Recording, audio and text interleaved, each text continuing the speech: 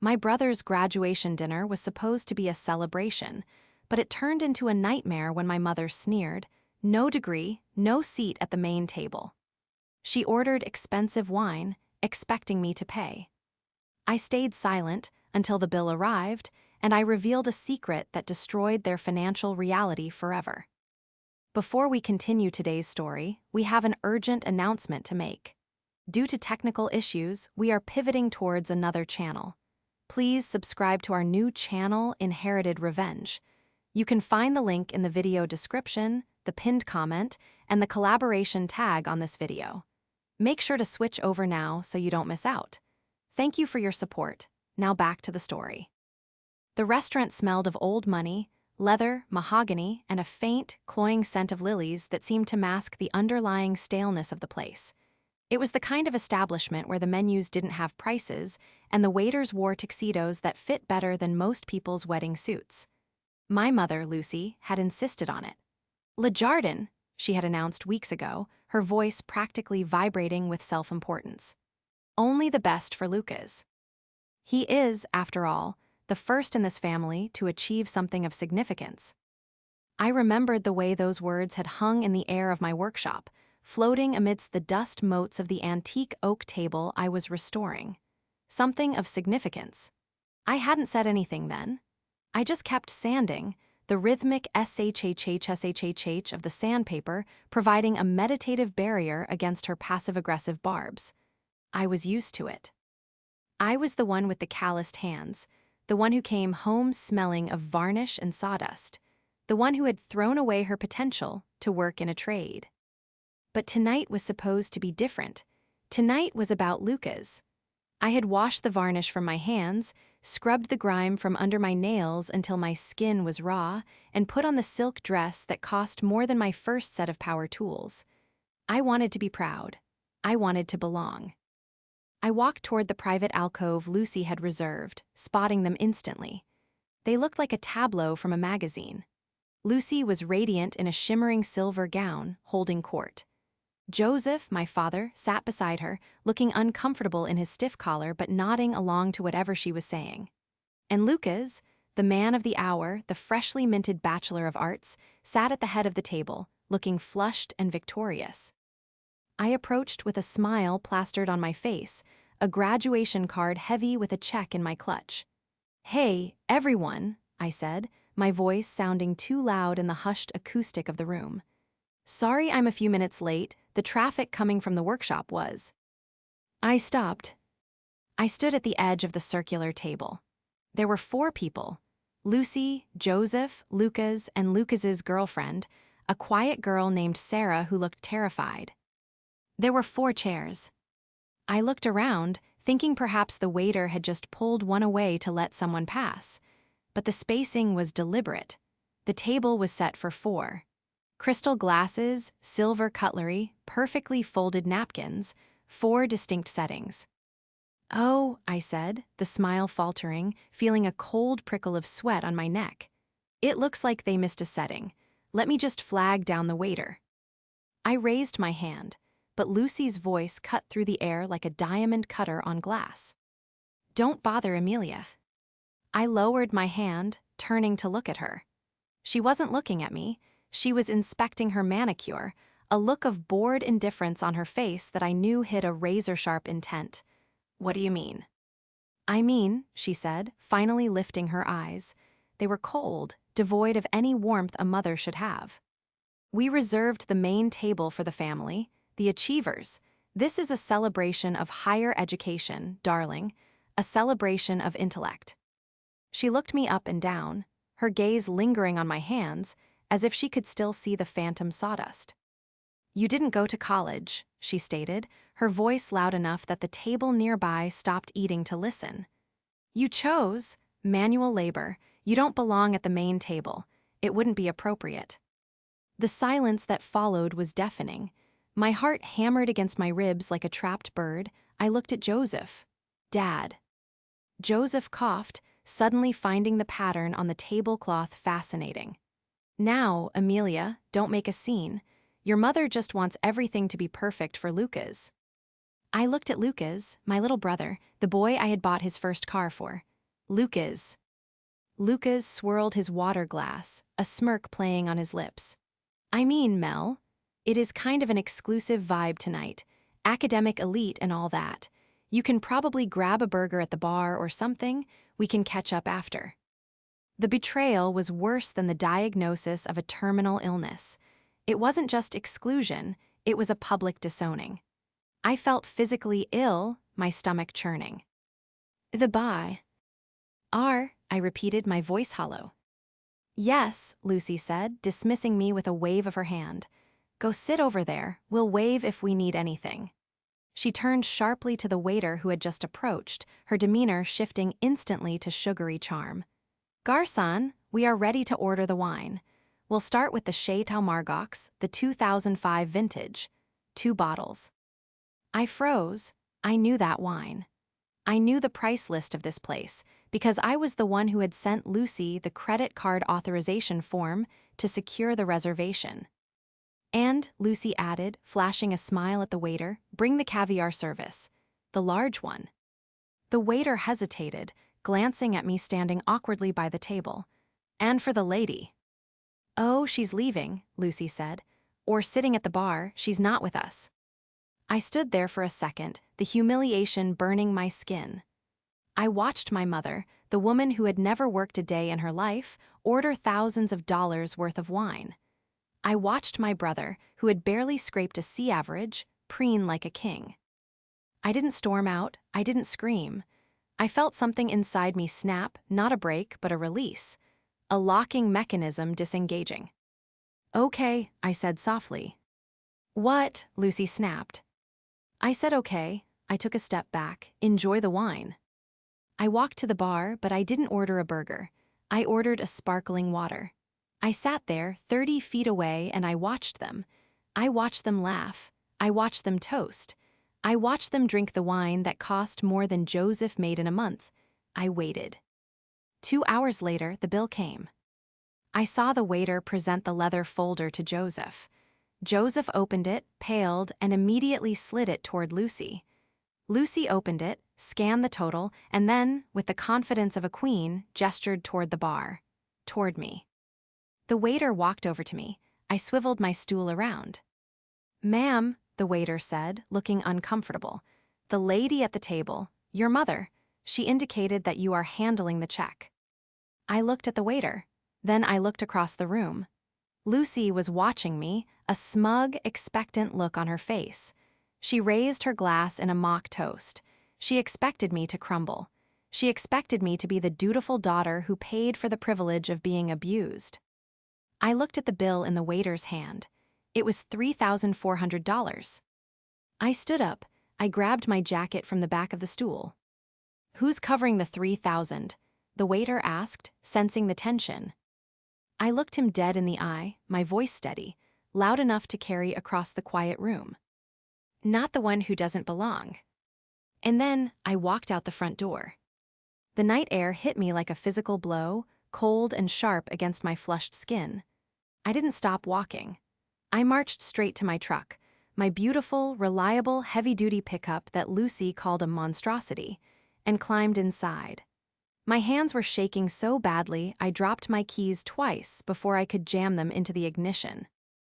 As the engine roared to life, a guttural, powerful sound that usually brought me comfort, I felt the first sob claw its way up my throat.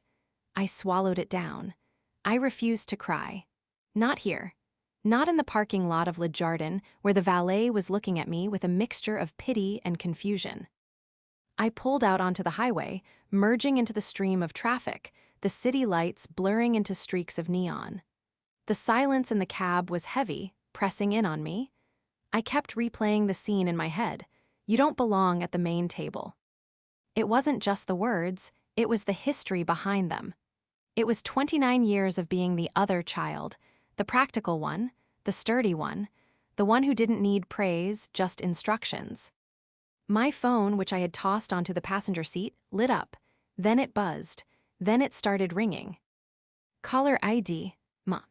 I let it ring. It stopped, then immediately started again. Caller ID, LUCAS. I gritted my teeth. gripping the steering wheel until my knuckles turned white. I could imagine the scene inside the restaurant, the panic setting in, the waiter hovering. The realization that the credit card they assumed was on file, my credit card, was not going to be produced. I merged onto the exit for my apartment, my breathing ragged. I felt like I had been punched in the gut. The physical toll of the adrenaline dump was setting in, my limbs felt heavy, my head was pounding, and there was a sharp, stabbing pain behind my eyes. I pulled into my driveway and killed the engine. The silence returned, but the phone kept lighting up the dark cab like a strobe light. Text from Lucy, Amelia, where are you? The waiter is threatening to call the police. Come back this instant. Text from Lucas, Mel WTF. This isn't funny. Mom is freaking out. Pay the bill. Text from Joseph, Amelia, please be reasonable. Reasonable? I laughed, a harsh, dry sound in the darkness. They wanted reasonable. They wanted the Amelia who nodded and fixed things. The Amelia who paid the mortgage when Joseph forgot. The Amelia who covered Lucas's tuition when his scholarship fell through because his grades slipped. I picked up the phone. I didn't answer. I just stared at the messages piling up. They thought this was just a temper tantrum. They thought I had walked out to make a point and that I would turn around, come back, apologize for causing a scene, and hand over my platinum card. They thought this was a negotiation.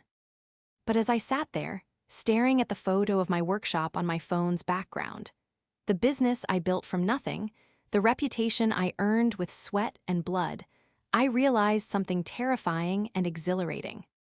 They truly didn't understand the power dynamic.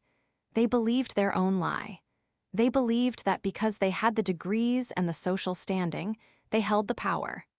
They believed that I, the uneducated tradeswoman, was beneath them, lucky to be allowed in their orbit to pay for their orbit.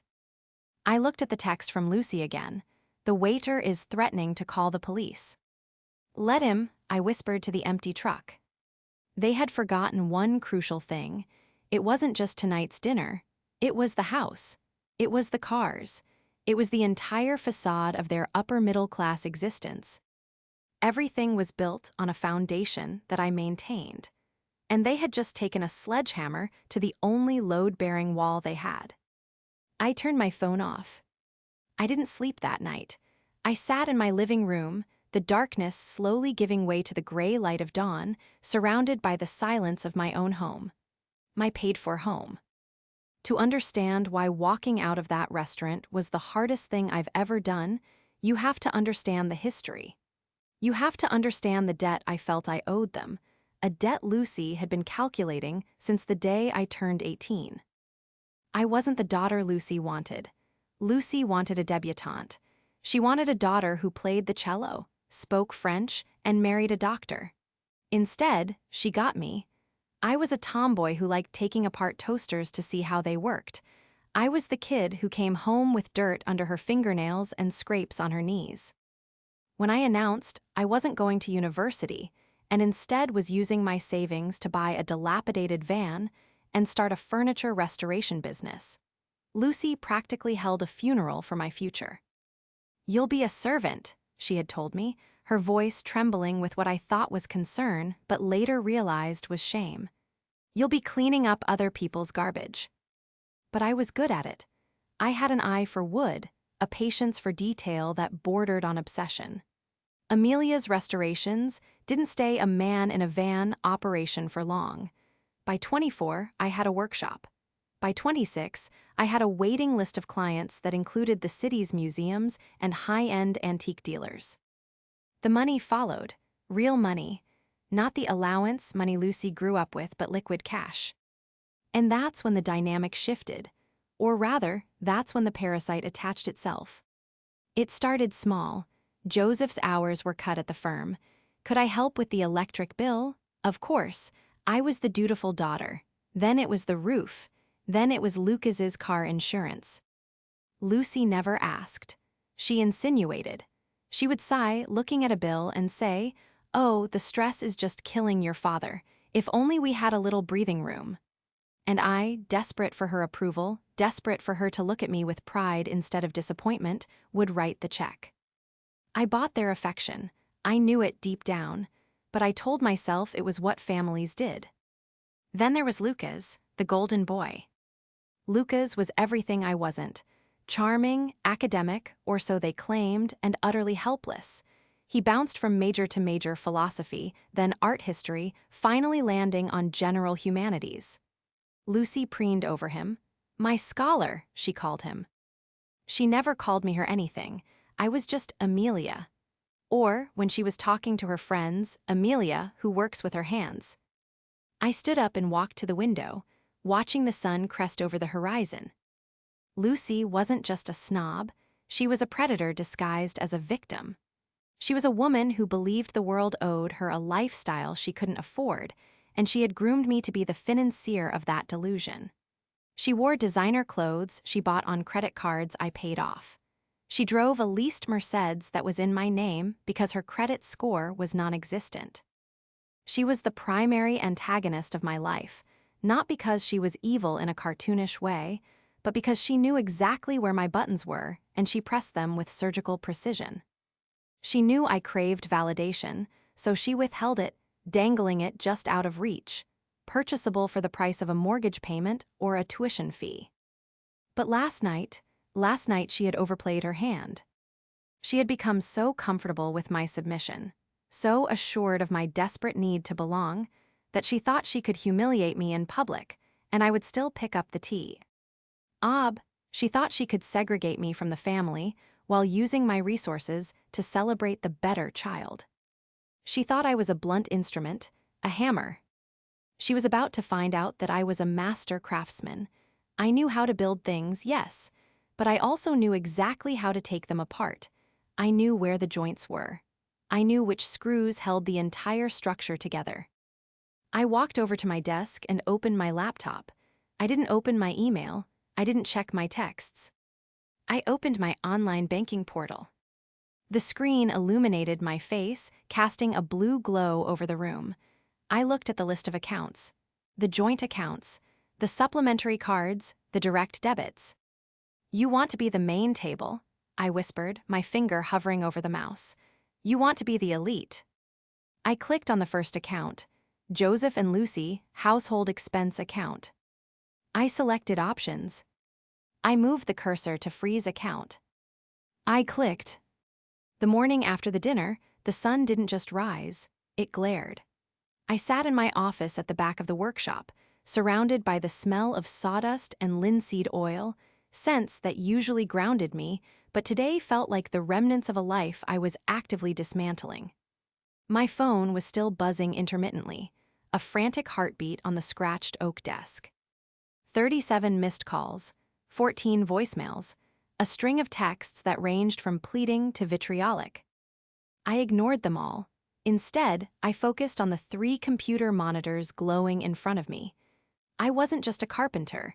Running a business meant I was also an accountant, a project manager, and a logistics expert.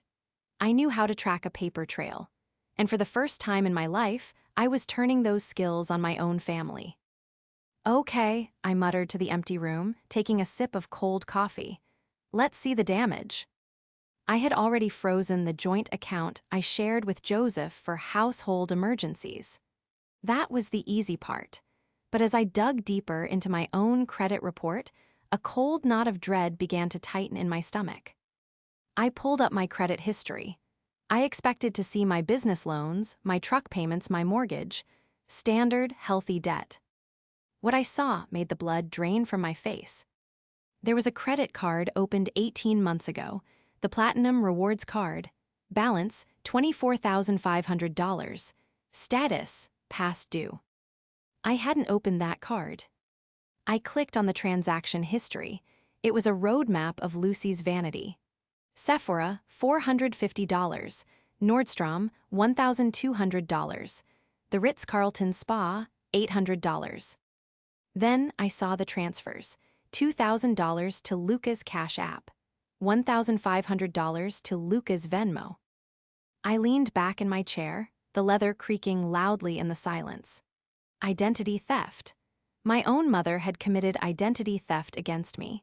She had used my social security number, which she obviously knew by heart, to fund a lifestyle she couldn't afford, all while mocking the very work that made my credit score distinct enough to exploit. But the real horror wasn't the credit card. It was the tuition payments. For 4 years, I had written a check every semester for $12,000 to cover the gap in Lucas's financial aid. I wrote them to Joseph, who insisted he handled the bursar's office directly to save me the paperwork. I pulled up the images of the cashed checks from my bank's archive. Pay to the order of Joseph and Lucy Miller. Endorsement on back, for deposit only into act ending in 4490. I froze. Account 4490 wasn't the university. It wasn't even the joint account I had access to. It was a private account I didn't know existed. They didn't pay the school, I whispered, the realization hitting me like a physical blow. So how is Lucas paying for school? I needed to know. I couldn't just guess anymore. I needed concrete, admissible proof. I grabbed my keys, but not for the truck. I walked over to the large, steel filing cabinet in the corner where I kept my old legal documents. I pulled out the power of attorney form Joseph had signed 3 years ago when he had his heart scare. He had never revoked it. I had legal authority to access his financial records. I drove to the bank, not the branch in town where everyone knew us, but the main branch in the city. I walked in with my binder of documents, wearing my work boots and a flannel shirt, my face set in a mask of grim determination. The banker, a young man named David, looked at the power of attorney and then at me. Everything seems to be in order, Ms. Miller. What documents are you looking for? I need statements for account 4490, I said, my voice steady.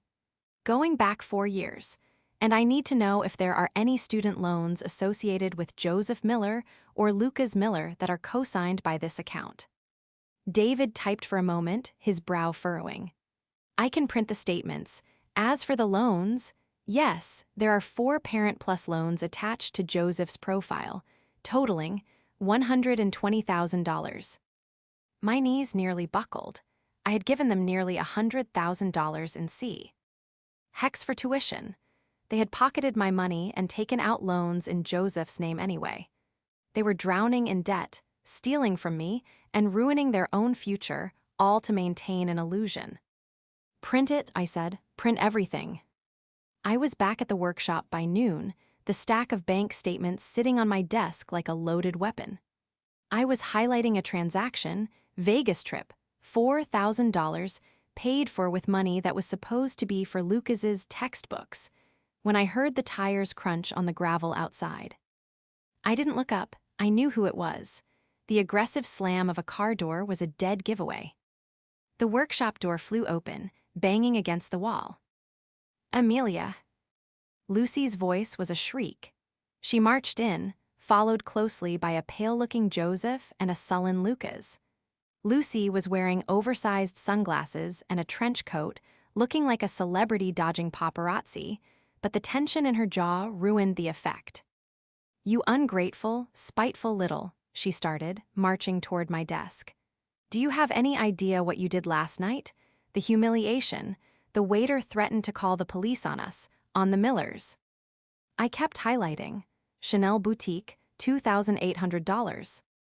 We had to call your Uncle Jerry to bail us out, Lucas added, leaning against a workbench and looking at his phone. It was super embarrassing, Mel. Seriously, you owe Jerry $3,000. I don't owe anyone anything, I said, finally looking up. I didn't stand. I stayed seated, the heavy oak desk acting as a fortress between us. And get off the workbench, Lucas. That's a 300-year-old walnut slab. It's worth more than your education. Don't you dare speak to your brother like that. Lucy slammed her hand on my desk. Unfreeze the accounts, Amelia, right now. The mortgage is due on Tuesday, and my card was declined at the gas station this morning. Do you know how that looks? Do you? It looks like you're broke, I said calmly. We are not broke, Lucy hissed. We are illiquid because you are throwing a tantrum. Now fix this. Apologize to your brother for ruining his night, transfer the funds, and we will discuss your punishment later." "Punishment?" I laughed. It was a cold, sharp sound. "You think you're in a position to punish me?" I picked up the first sheet of paper from the stack. The credit card statement for the card she opened in my name. "Who opened the platinum Visa in my name? Lucy." The color drained from her face instantly. She froze, her hand still on the desk. I don't know what you're talking about. Whatever that is, it's a mistake." "It has your signature on the application," I said, holding up the photocopy the bank had faxed me. "And the billing address is your house. That's fraud, Mother. Federal fraud, identity theft, punishable by up to 15 years in prison."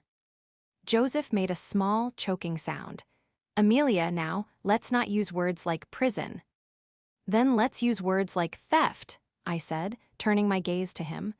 I slammed the stack of bank statements down. "I gave you $96,000 over 4 years for Lucas's tuition. Where is it, Dad?" Joseph looked at his shoes, he looked at Lucy, he looked at the exit. There were expenses, the house, maintaining our standing. It's expensive, Amelia. You don't understand the pressure. I understand that you took my money, spent it on designer clothes and vacations, and took out 6 figures of loans in your own name to cover the school," I said. "I understand that you are financially destitute, and you've been using me as a piggy bank." "It was for the family," Lucy screamed, abandoning the denial. "We needed to maintain appearances. For Lucas, for his future, you have plenty of money. You grub around in the dirt and make thousands. Why shouldn't you share it? It's the least you could do after." "After what?" I stood up then. "After I didn't go to the college you wanted. After I embarrassed you by working for a living." "Yes," she spat. "You owe us, we raised you, we gave you everything." "You gave me a complex and a bill," I said, "and I'm done paying it." "If you don't unlock those accounts," Lucy threatened, her voice dropping to a venomous whisper, "you are no longer my daughter. I will write you out of the will. You will be dead to us." "The will?" I scoffed. "Mom, look at these papers. There is nothing in the will, you have 0 assets, you have negative equity. The house is leveraged to the hilt. There is nothing to inherit but debt." Lucy stared at me, her mouth opening and closing like a fish. She had lived in the delusion for so long she truly believed there was a fortune somewhere. "Get out," I said. "Amelia," Lucas started, looking actually worried now. "Get out," I repeated. "Before I call the police and report the credit card fraud. You have 5 minutes to get off my property." Lucy straightened her coat, regaining a shred of her haughty composure. "You'll regret this. You'll come crawling back when you realize you have no family." "I realized I had no family last night at the restaurant," I said. "Now I'm just cleaning up the mess." She spun on her heel and marched out. Joseph followed, looking like a ghost. Lucas lingered for a second, looking at the papers on my desk, then turned and ran after them. They didn't give up, of course. Predators don't just walk away when the prey fights back, they get desperate. The next 3 days were a masterclass in social manipulation. Lucy didn't attack me directly, she went for my reputation. I started getting calls from extended family members, aunts I hadn't seen in years, cousins who usually ignored me. "Amelia, how could you leave your mother stranded at a restaurant?" "Amelia, I heard you're trying to evict your parents." "Amelia, stealing your father's retirement money is a new low." She was spinning a narrative where I was the thief. She was telling people I had embezzled from the family accounts, and she had cut me off, and now I was retaliating. It was insane, but to people who didn't know better, it was plausible. I was the uneducated one, after all. Maybe I was desperate.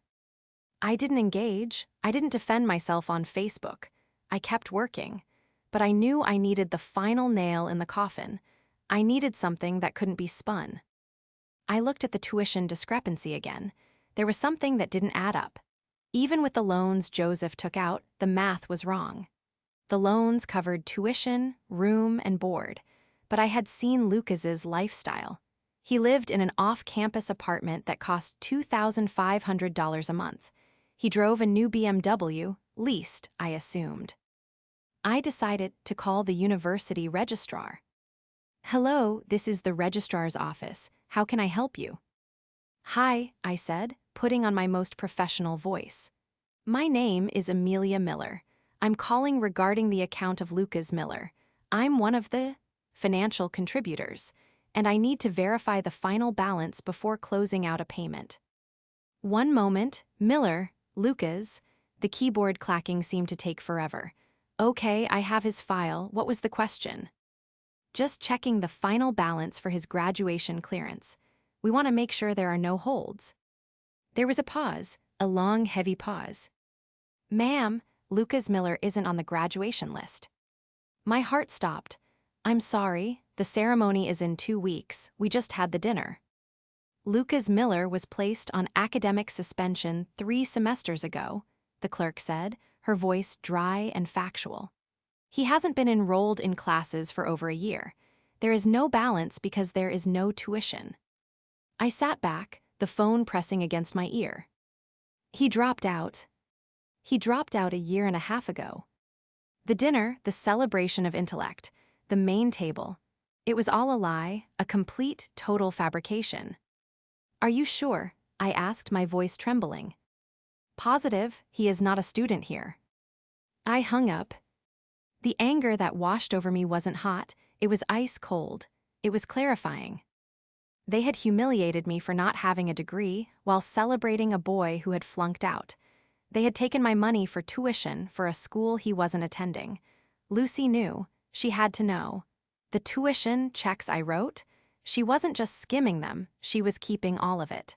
The loans Joseph took out, they were living on them. I looked at the calendar. Sunday.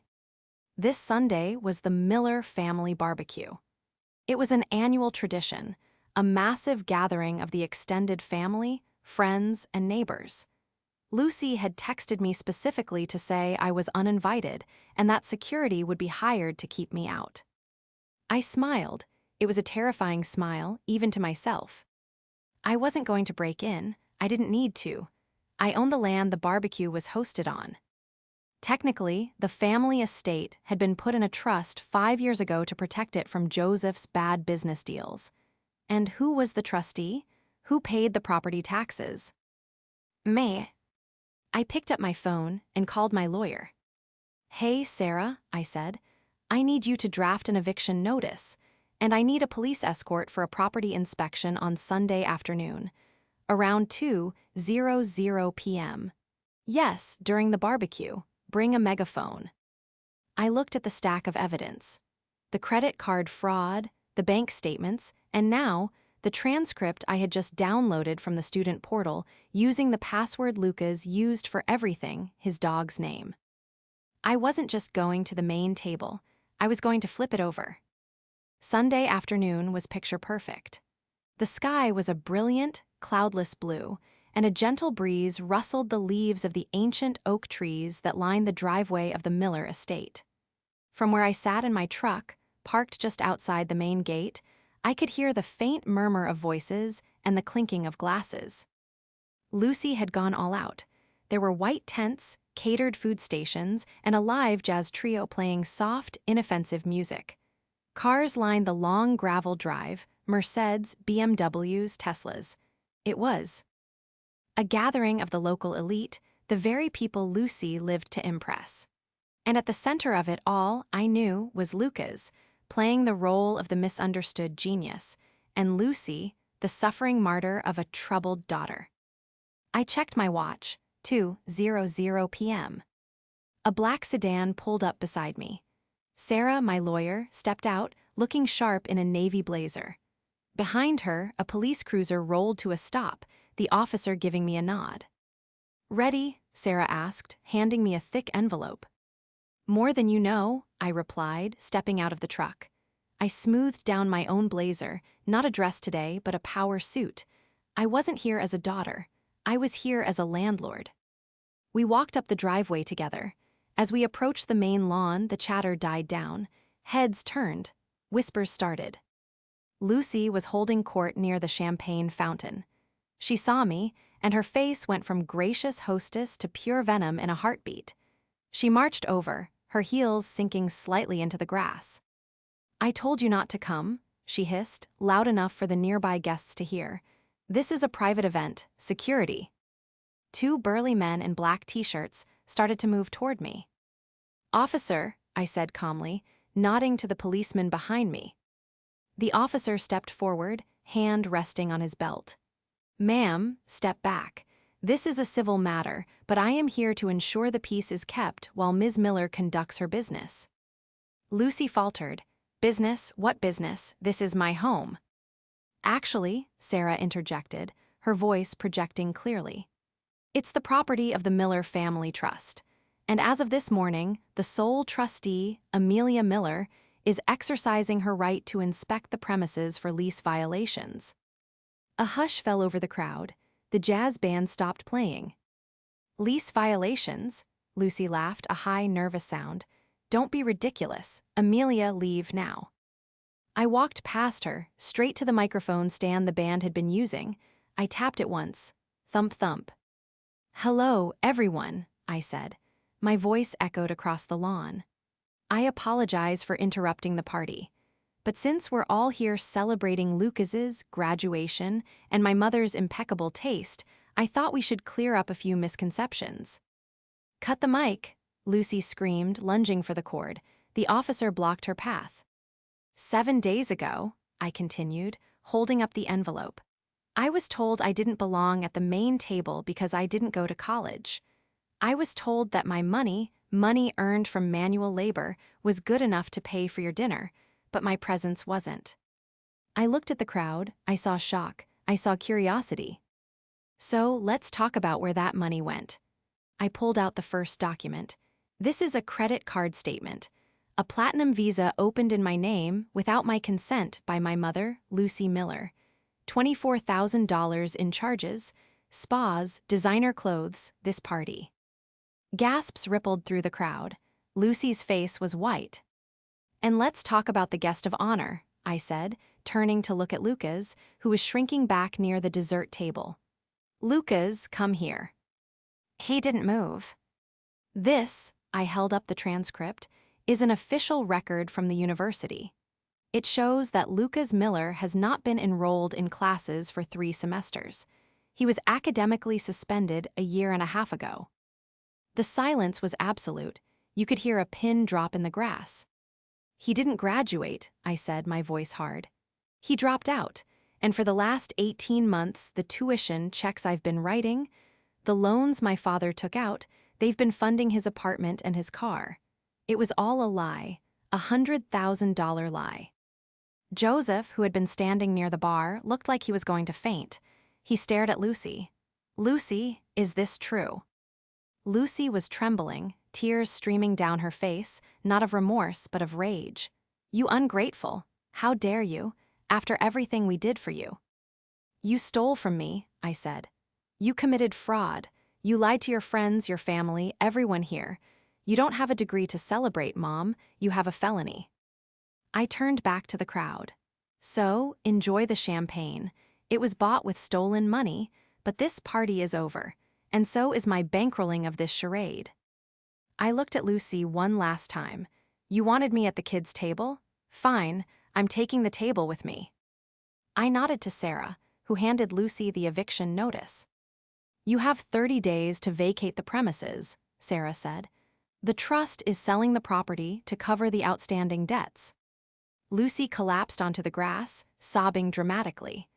Lucas looked at the ground, unable to meet anyone's eye. Joseph just stood there, a broken man realizing the extent of his own blindness. I didn't stay to watch the fallout. I turned and walked back down the driveway, the sound of my heels on the pavement the only music I needed. The fallout was swift and brutal. The police report I filed for identity theft was the catalyst. Once the fraud investigation started, the dominoes fell. It turned out I wasn't the only victim.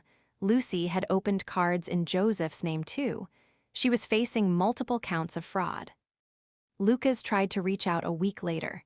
He sent a long, rambling text about how pressure made him lie, how he was scared to tell me the truth. I didn't reply. I blocked his number.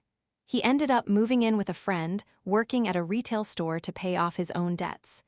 The BMW was repossessed. Joseph was the hardest part. He didn't know the extent of it, but his willful ignorance was just as damaging. He moved into a small apartment downtown. We talk occasionally, but the relationship is forever altered. He's a man who let his wife cannibalize his children, and that's a hard thing to forgive. As for Lucy, she avoided prison time by pleading guilty and agreeing to restitution, but her social standing was obliterated. The main table crowd she so desperately wanted to be part of dropped her the moment the scandal broke. She lives in a small rental now, bitter and alone, still blaming me for ruining her life. And me. I'm sitting in my workshop. The sun is streaming through the dusty windows, illuminating the grain of a beautiful walnut table I'm restoring. My business is thriving. I have a waitlist of clients who respect my work, my time, and my price. I bought a small house of my own, not a mansion, but a place that is mine, paid for with honest work. I looked at the main table I had built for a client, a stunning piece of craftsmanship, solid and true. I ran my hand along the smooth wood. I realized I never needed their seat. I could build my own table. And at my table, everyone is welcome as long as they bring the truth.